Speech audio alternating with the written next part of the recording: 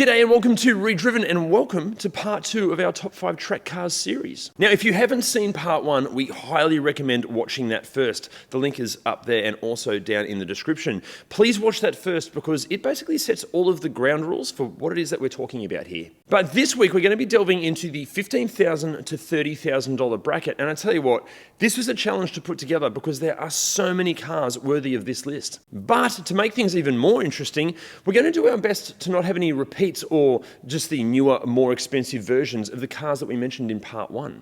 So while yes, of course, a Subaru WRX would make sense for this price point, because we mentioned one of those in part 1, it's going to take a break this week. But look, let's get into this, and representing the small front-wheel drive category, it's actually a car that I've had the honour of owning and maybe taking to the track quite a few times. It's the Ford Fiesta ST. What a classic combination this thing is. Take a small, light hatchback body, bolt in an engine that's just punchy enough to keep you on your toes, and attempt to glue it to the track with some performance-focused suspension. Add to it some body-hugging Recaro seats, an aggressive body kit, and a long history of fast and capable hatchbacks as predecessors, and you have yourself a fantastic track day toy. Look, okay, on track, the brakes might give up after 3 or 4 really hot laps. That inside front wheel will spin up on tighter corners, and from the factory, it does understeer a little bit at the limit. But all of these issues are so easily resolved. Just fit some track spec pads, brake lines and fluid, bolt in an LSD, wrap those rims in some serious tyres, and sort the suspension tune with at least a larger rear anti-sway bar, or go to town with coilovers, new bushes and links, and you'll have yourself a go-kart that will still easily cope with even the most adventurous trip to IKEA. As I said, I've owned one of these and I still miss it on a daily basis. Honestly, there aren't many cars that offer as much fun and ability, seriously decent levels of practicality while still being so affordable, not only to buy, but to drive every day. But there are some concerns about the reliability, especially if you turn up the wick on that engine. Look, we'll cover all of these concerns in far more detail when we film a full review soon, but unfortunately more and more Fiesta STs, they are being modified really badly, or they're just downright abused. But find a really good one that has been loved and cared for, and they make for a superb track day option. Plus, the community surrounding these little pocket rockets is exceptional. I know from experience, getting quality and experienced info on all of the upgrades is so easy through the brilliant owners groups. Now guys, we have a bit of an honourable mention for this small front-wheel drive category. It's all of the various Renault Clio RSs. These things are absolute weapons, but they're not all that available to our North American viewers, so sorry, but they didn't make the cut. Also, because there are so many worthy options for this small front-wheel drive category, we're thinking about giving that particular category its own top 5 list. Should we? And what cars do you think should make that list? Let us know in the comments. Okay, next up and representing the slightly larger front-wheel drive category, and again, like the previous category, there are just so many options for this. It's a bit of a controversial one, this. We've gone with the Mazda Speed 3 or the Mazda 3 MPS, depending on where you're watching this from. Okay, look, many claim that these things just understeer at the first side of a corner and that the torque steer is near unbearable. But ditch the standard suspension and fit some high quality coilovers, sway bars and end links, bolt on some lightweight rims wrapped in serious performance tyres, upgrade the brakes and just be patient on that corner entry and the Mazda will turn in just fine. Plus, with so much power under your right foot and an LSD fitted as standard, the time that you lose on corner entry will most likely be more than made up for the moment that corner straightens out. But what about all of that torque steer? Well, honestly, it's not as bad as the internet would lead you to believe. And track days are as much about teaching you to drive around your car's shortcomings as much as they are about setting blazing lap times. Plus, as it's still a practical 5-door hatch, you'll have loads of room for a second set of wheels and tyres, a few tools and spares, and your helmet and race gear. Plus, with all of those quality modifications, they will make the little Mazda an absolute ball even when you're not at the track.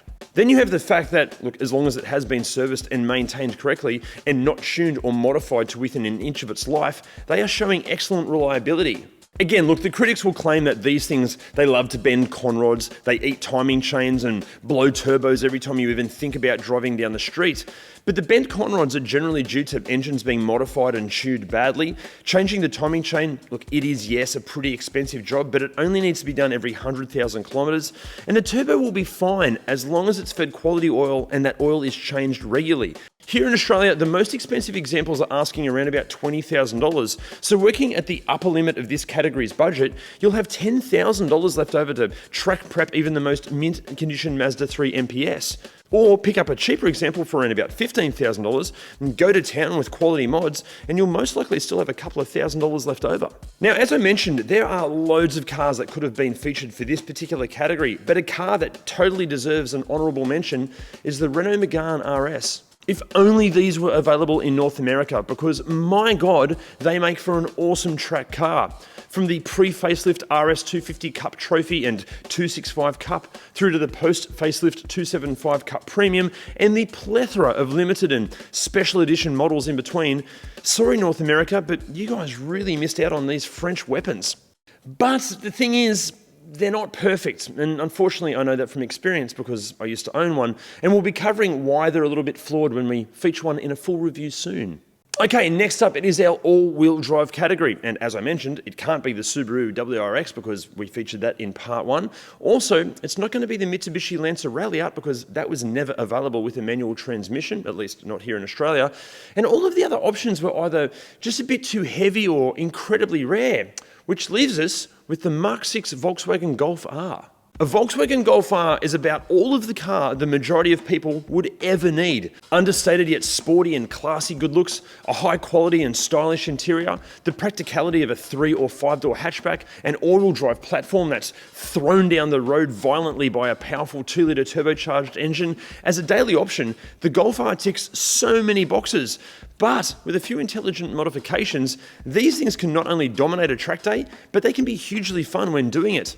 Even a bog stock Golf R is still a seriously quick car, but at the track, those front brakes can give up pretty quickly, the front tyres will take a beating, resulting in more and more understeer, and there are a few concerns about engines detonating themselves when pushed really, really hard. But the good news is, all of those issues are pretty easily resolved. Thanks to a huge aftermarket and modifying scene, there are literally dozens of quality brake upgrades available.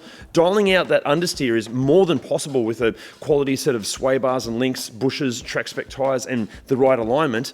And look, rather than trying to pull more power out of the engine, just make sure that the cooling is up to scratch and fit a baffled sump, as an engine lacking oil, even for a split second, can go boom in no time. If you still have money left over, throw in some quality coilovers, lightweight rims, fit an LSD and a Haldex controller. We're always amazed at how many people just throw more and more power at these things when, even in stock form, traction, it can be an issue. Power is completely useless if you can't get it to the ground.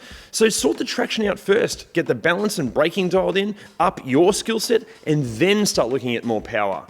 There are a few concerns about reliability and longevity, and you might want to keep some money set aside for, say, a new water pump and the array of other little things that can possibly go wrong. But look, if you're mechanically inclined and you enjoy spending a few hours tinkering under the bonnet, a Golf R is a superb car to throw around a racetrack. Now, if you have a Mark 6 or a Mark 7 Golf R and you happen to live in Newcastle or Sydney or somewhere around those areas and you'd be happy for us to film it, can you let us know in the comments, because we're on the hunt to feature them. Okay, next up we're steering into the rear-wheel drive categories and starting with the smaller of the two options. It's a bit of a no-brainer, this one. It's the Toyota 86 or the Scion FRS or the Subaru BRZ or BRZ, depending on where you're watching this from. The classic recipe of a low, sporty two-door coupe body wrapping a front-engined rear-wheel drive platform almost guarantees an awesome driving experience.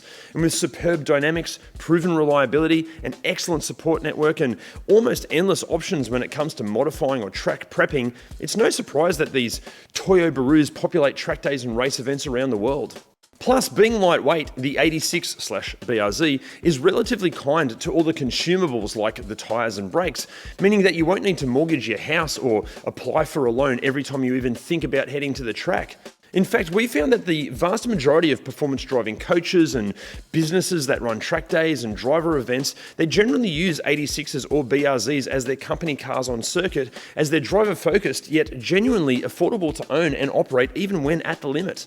Yes, look, it's no secret that the one big criticism is the lack of big power, but the thing is, there's almost nothing more satisfying than driving a slow car fast, and especially on the track, and especially when it drives as well as this does. And not that these Toyo Barus are slow as such. Look, they're definitely not fast, but they're not like embarrassingly slow. But if you just have to have more power, again, there are so many options available. But away from the track, is a used 86 or BRZ worthy of your consideration? Are they any good in the real world? Well, click on the link just up here or in the description below for our full 86 and BRZ review. Now, before we wrap up part 2, guys, the only way that we can keep making this content for you is with your support. And to support us, all you need to do is hit those like and subscribe buttons, share our content as much as you can, and maybe send us a few $1,000s. Super easy. Also, if you want to be notified for when part 3 comes out, just give that bell icon a little bit of a hit as well. Now, representing the larger rear-wheel drive category, it's a car that seems to receive an equal amount of love and hate. It's the Nissan 370Z, or Z.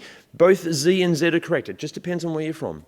Like all of the other categories, there were quite a few worthy options for this one, but when taking into account the power to weight ratio, reliability, the availability of parts for modifying and race prepping, the support network, and just sheer driving experience and dynamic ability, the 370 was something of a clear winner. Look, the plethora of BMW options like the 130i and M135i through to the E46 330ci and even the E36 M3 options, they are all superb.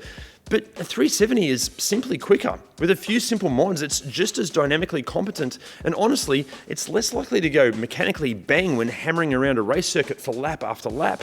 Speaking of those simple mods, if you are planning on a track day adventure, there are a few things that we'd highly recommend doing first.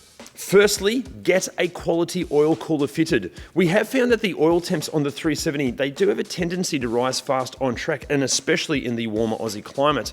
And while you're at it, throw in a larger aluminium radiator. Not only will this help keep the VQ37 cool, it'll be lighter, and weight is something that the 370 is guilty of. Thanks to the slightly chunky weight, the 370 will be hard on the brakes, so make sure you fit some track appropriate pads and upgrade the brake fluid. And if you can, swap out the standard brake lines for braided lines.